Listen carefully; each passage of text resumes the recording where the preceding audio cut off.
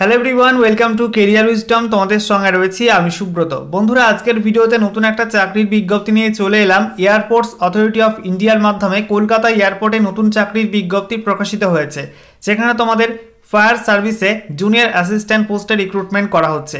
এখানে ছেলে মেয়ে সকলেই তোমরা অ্যাপ্লাই করতে পারবে এবং অনলাইন মোডে তোমাদের আবেদন করতে হবে। তো আজকের ভিডিওতে এই নতুন নিয়োগের অফিসিয়াল বিজ্ঞপ্তি নিয়ে বিস্তারিত আলোচনা করব।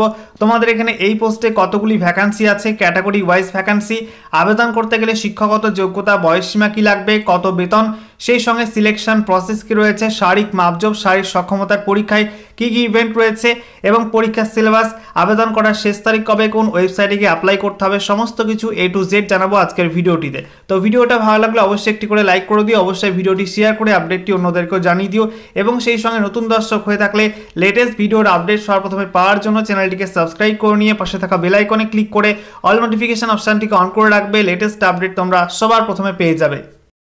তো বন্ধুরা, অনস্ক্রিন তোমরা দেখতে পাচ্ছ অফিসিয়াল নোটিশ ওপেন করলাম।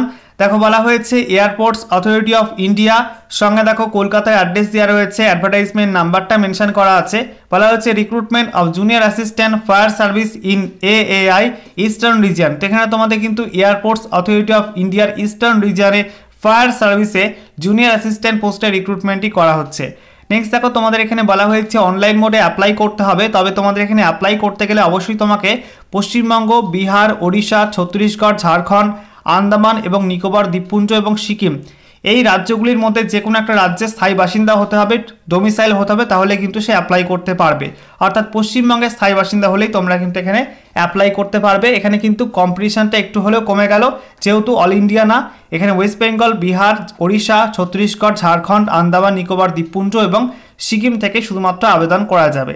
আচ্ছা, এরপর দেখো তোমাদের এখানে বলা হয়েছে এই যে লিঙ্কটা দেওয়া হয়েছে https://www.ai.aero, এই যে লিঙ্কটা রয়েছে এখানে গিয়ে তোমাদের অনলাইনে অ্যাপ্লাই করতে হবে। নেক্সট দেখো তোমাদের এখানে ভ্যাকান্সি বলা হয়েছে। তোমাদের এখানে পোস্ট কোড রয়েছে 01, যেখানে তোমাদের মোট 89 ভ্যাকান্সি রয়েছে। এর মধ্যে URA 45টা ভ্যাকান্সি রয়েছে, SC 10টা, ST 12টা, OBC NCL 14টা, EWS 8টা।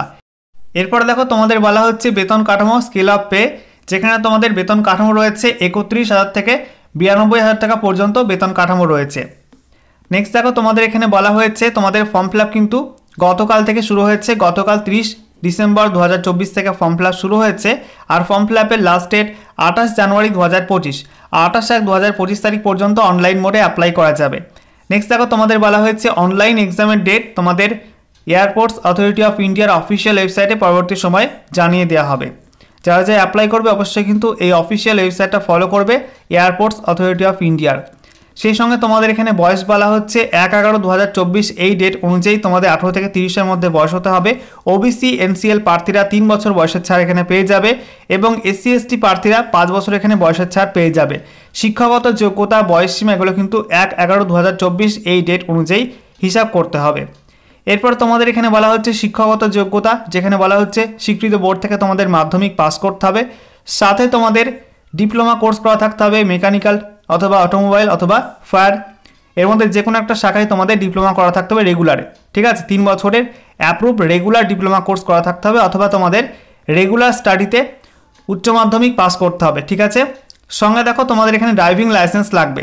তো উচ্চ মাধ্যমিক পাস হলেও কিন্তু অ্যাপ্লাই করা যাবে, সঙ্গে তোমাদের ড্রাইভিং লাইসেন্স লাগবে। বলা হচ্ছে valid heavy vehicle driving licence থাকতে হবে অথবা ভ্যালিড মিডিয়াম ভেহিকেল লাইসেন্স থাকতে হবে এবং সেটা কিন্তু অ্যাটলিস্ট 1 ইয়ার আগে, অর্থাৎ 1 বছর আগে ইস্যু করা থাকতে হবে। ডেট অফ অ্যাডভার্টাইজমেন্টের এই যে 1/11/2024 তার 1 বছর আগের ইস্যু হওয়া থাকতে হবে।